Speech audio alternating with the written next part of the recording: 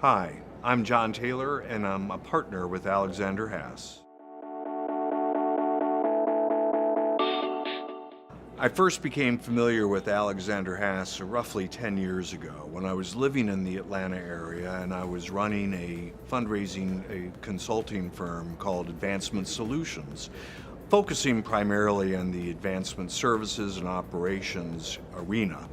But it was at the same time that there were many changes going on in the area of tax law and reform, and so I became familiar with Alexander Haas and they became familiar with me, and over time we developed a relationship where if they, Alexander Haas, found that they had a client needing my kind of assistance, that they would contact me and I would be added to their program for a particular client. 5 years later or so, I went to work at NC State and was the campaign manager for a $1.6 billion campaign. And when I left and returned to full-time consulting, David King and Alexander Haas and I developed a stronger relationship. And roughly 2 years ago, I was asked if I would become a partner of the firm, and the rest is history.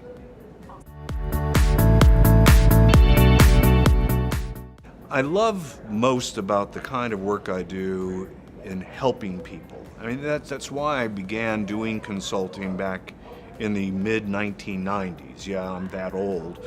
I've always found gratification in going in, working with a client, identifying ways that they might be able to do what they do better, with suggestions that I might make. Of course, as a consultant, you don't always know if those suggestions and recommendations will be followed through on, but often you do hear about it and you can say, wow, I made a difference with that organization.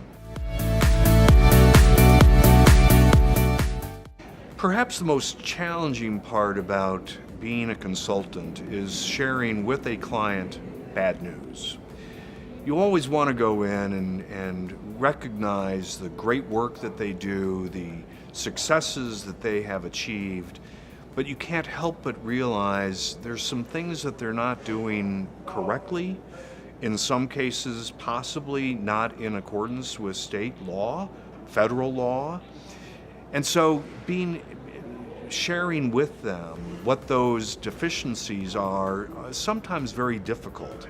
You have to find the right words and the right time and the right way of conveying where they need to make some changes. And if you do it correctly, then everybody is happy in the end. Keeping up with news trends in the philanthropic industry is a bit of a challenge. It certainly was back in the 1990s and 2000s when there weren't features like LinkedIn and Facebook and other kinds of social media outlets. But I probably participate in 10 different forums, communities or listservs that talk about the trends of our industry, a good half dozen weekly or monthly periodicals. And since my focus has always been in the operations and advancement services side, I review all sorts of IRS literature, all of the updated publications that come down the pike, whatever is the appropriate resource to the kind of work I do. I don't have a single go-to source, although I would like to suggest that a listserv that I created back in 1994, it's called Fund Services, has about 3,900 subscribers and won an international award for its effectiveness as a communications vehicle, is probably the one place I know I can go if I have a question to ask it and will immediately receive a response. Fundraising is already seeing a shift in the way we operate, and I suspect that shift is simply going to grow. I think partly contributed by the change in the recent tax laws, where a tax deduction is not going to be as meaningful to many donors. As I just finished speaking here at the Case District 3 conference, what really is going to make a difference in the fundraising arena is not a tax deduction, is not the end of a fiscal year or the calendar year, but rather we need to make a stronger argument to our nonprofits that we are serving on how their contribution will make a difference. We therefore need to find what is that heartstring that we can tug on and focus on that rather than just assuming that a prospect is going to give to our organization because they attended that school or served by the organization. Alexander Haas is already working in this area. One of our primary focus are in identifying what are the passions of our prospects and how can we then capitalize on those passions, translate that into the needs of our organization in order to help our clients make an informed solicitation of their prospects. The biggest influence for me in my life is my father, Ted Taylor, who's still with us, thankfully. He was the chairman and president of the Kresge Foundation for roughly 20 years, starting back in the mid-1970s. He took me with him on his visits to potential donees when they approached the Kresge Foundation for a grant. He, as the president, would take it upon himself to go visit as many of the potential grantees to see the kind of work they were doing. And that affected me in a significant way that I never really appreciated until some 20 years later when I decided to get involved on the philanthropy side of the house. So Dad still is my go-to person when it comes to what energizes me in this particular field. What books and blogs am I currently reading? Well, I'm a great fan of John Grisham, David Patterson. Those are my kind of escapes.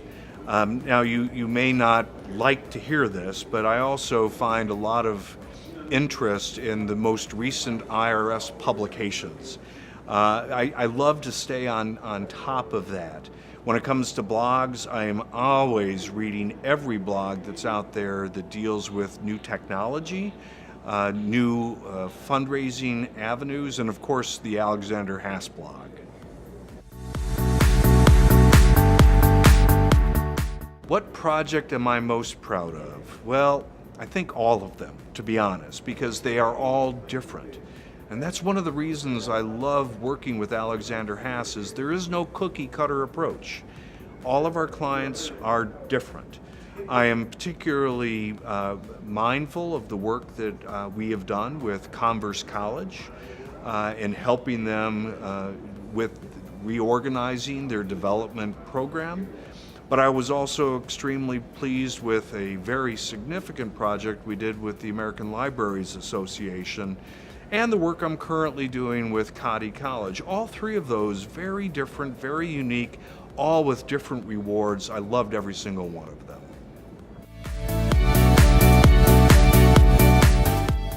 So something that you may not know about me, some do though, is that not only am I the father of two lovely girls, ages 5 and 8, but I'm a grandfather, and I'm also a great-grandfather, thanks to the marriage of my eldest daughter a year and a half ago. But I think the one thing that I tend to keep a little secret is that for a spell, I was a professional singer with the Raleigh Oratorio Society.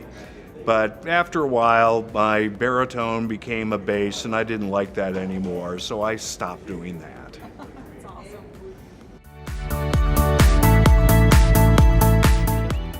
For outside hobbies, I have to say it's my girls. They are in kindergarten and second grade, and so I'm spending a lot of time selling Girl Scout cookies and participating in after-school activities. Quite honestly, I love to read when I have the opportunity to do so.